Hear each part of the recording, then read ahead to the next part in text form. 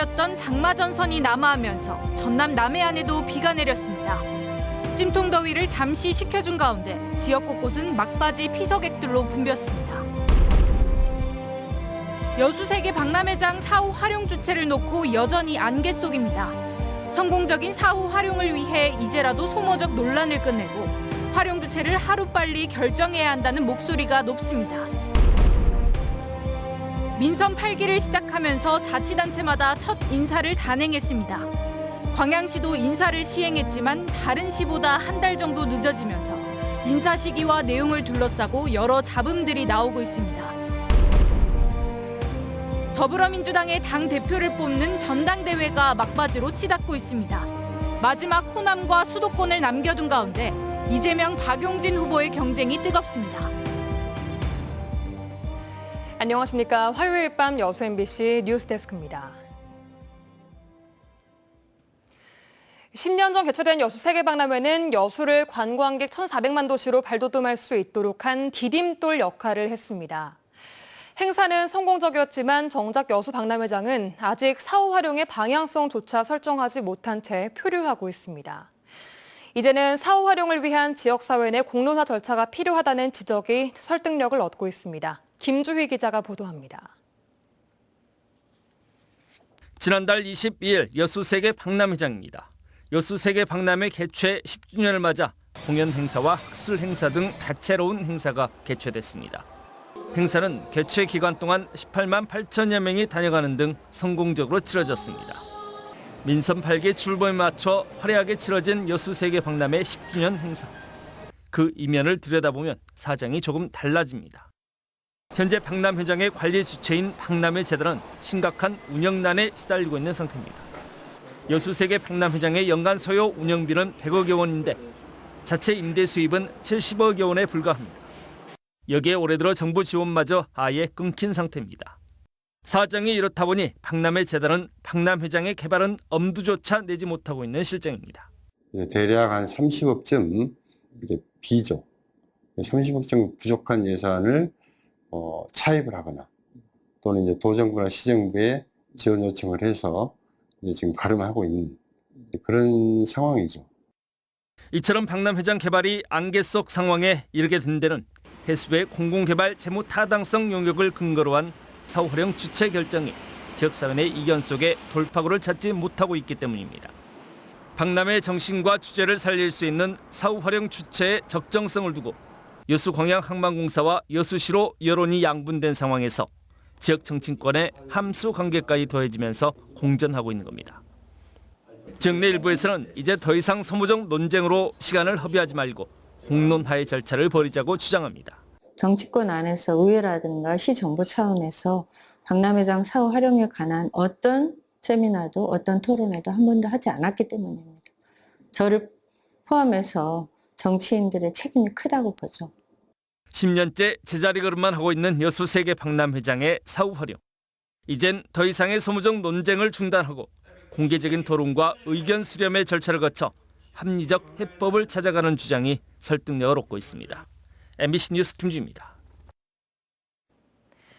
전남 지역 청년 인구 유출이 5년째 증가하고 있는 가운데 누적 순유출은 여수가 가장 많은 것으로 나타났습니다.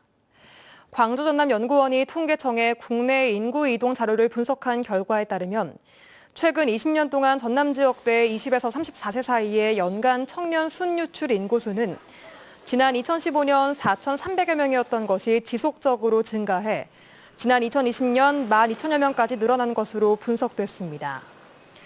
또 도내 22개 시군 가운데 최근 20년 동안 청년 인구 누적 순유출이 가장 많은 곳은 여수시로 37,800여 명이었고 가장 적은 곳은 광양시로 2,450여 명으로 집계됐습니다. 호남선과 전라선의 추석 열차 승차권 예매가 18일부터 시작됩니다. 코레일 광주 전남 본부는 추석 연휴 기간인 다음 달 8일부터 12일 사이 운행되는 KTX, ITX, 새마을, 무궁화호 열차 승차권을 오늘부터 전부 비대면 방식으로 판매에 들어갔습니다. 코레일은 예매 첫날인 오늘은 노인과 장애인만 예약이 가능하며 17일에는 경부선과 경전선, 18일에는 호남선과 전라선 예매가 가능하다고 설명했습니다. 광양시가 민선 8기 첫 정기 인사를 단행했습니다. 여수나 순천보다 한 달가량 늦은 건데요. 시기와 내용을 두고 비판과 우려의 시각이 적지 않습니다. 문형철 기자입니다. 민선 8기 광양시의 첫 정기 인사 명단에 오른 5급 이상 직원은 모두 35명. 승진 2명에다 직무 대리 선임이 3명, 전보가 30명입니다. 무소속 당선에 성공한 정인화 시장은 조직의 면면을 충분히 파악한 뒤 인사를 하겠다는 뜻을 내비쳐왔고 새로운 체제의 시작을 알리듯 총무과장과 기획예산실장 등 주요 보직에 변화를 줬습니다. 하지만 인근 지자체보다 길게는 한 달 이상 인사가 늦어지면서 조직 내부의 불만도 적지 않았습니다.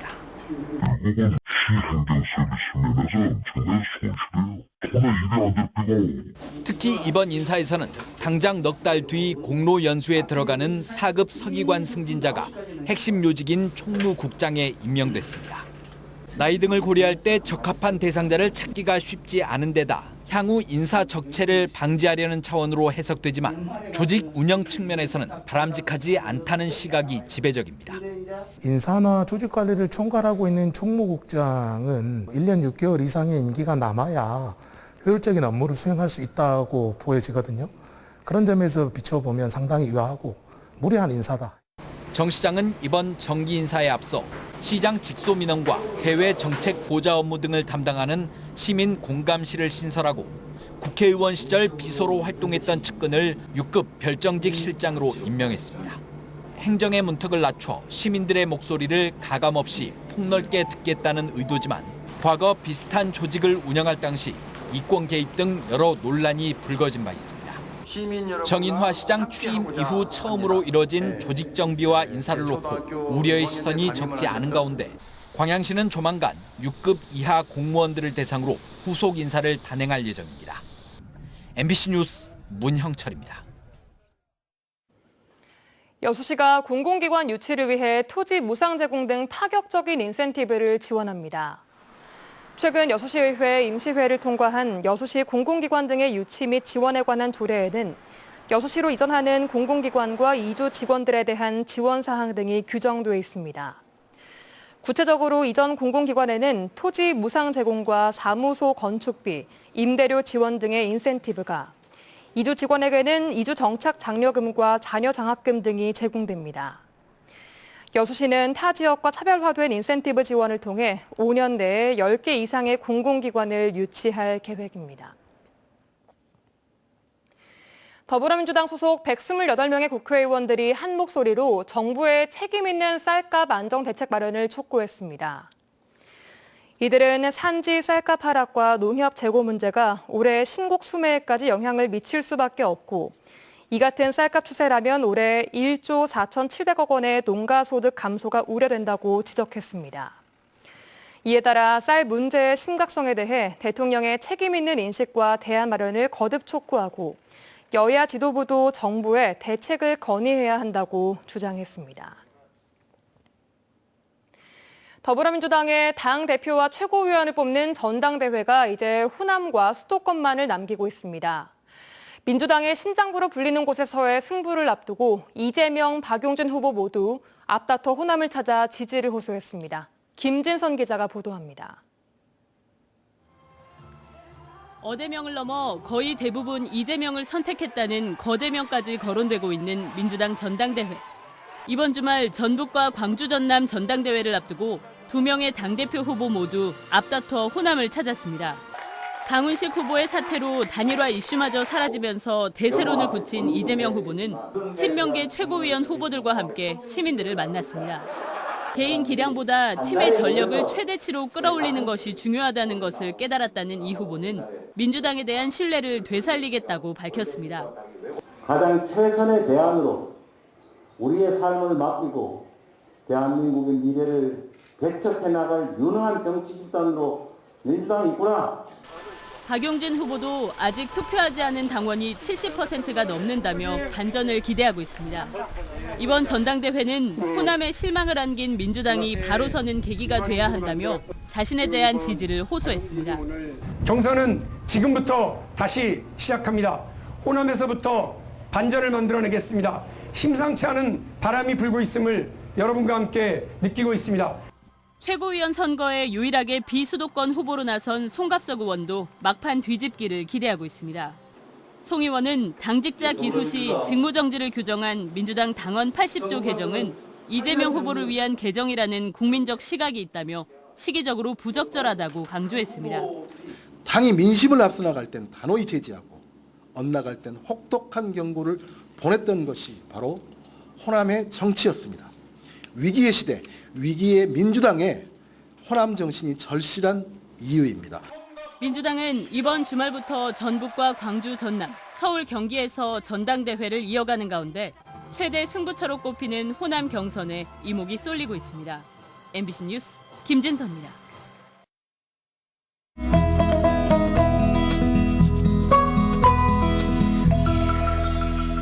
전남 동부 대부분 지역에 비가 내렸습니다. 오늘 낮 최고 기온은 30도로 어제보다 3도 정도 낮았습니다. 정체전선의 영향으로 내일 낮까지 전남 남해안 지역에 비가 쏟아질 것으로 보입니다. 내일 전남 동부 지역은 아침 최저 22도로 시작돼 낮 최고 31도까지 오르겠습니다. 광주는 24도에서 30도, 목포는 24도에서 29도 전망됩니다. 다음은 해상 날씨입니다. 바다의 물결은 최대 2m까지 일겠고 바람은 초속 6m에서 12m 사이로 예상됩니다. 여수 만조 시각은 밤 0시 15분, 간조 시각은 새벽 6시 19분입니다. 이번 주는 흐리고 구름 많은 날씨 이어지겠습니다. 습도 높은 상태에서 낮 기온은 떨어지지 않아 더운 날씨 예상됩니다. 지금까지 AI 날씨였습니다. 전남 남해안에도 비가 내리면서 한동안 이어져온 무더위도 한풀 꺾였습니다. 궂은 날씨에도 피서지에는 막바지 휴가를 즐기는 사람들이 몰렸습니다. 유민호 기자의 보도입니다. 정체전선이 남쪽으로 내려오면서 남해안을 따라 긴 비구름대가 만들어졌습니다. 광양에 시간당 20mm 가까운 비가 쏟아지는 등 전남 동부권 곳곳에 비가 내렸습니다. 정체전선은 점점 세력이 약해지면서 광양읍 등 일부 지역을 제외하면 빗줄기가 굵지 않았지만 무더위는 한풀 꺾였습니다. 오락가락 비 내리는 날씨에도 막판 휴가철을 맞아 주요 피서지엔 사람들이 몰렸습니다. 여수의 한 물놀이 시설에는 1,500명이 입장해 더위를 식혔습니다. 오랜만에 연휴라서 이제 친구랑 같이 놀러 왔는데 이제 비가 오긴 해도 그래도 되게 재밌게 놀고 있는 것 같고요.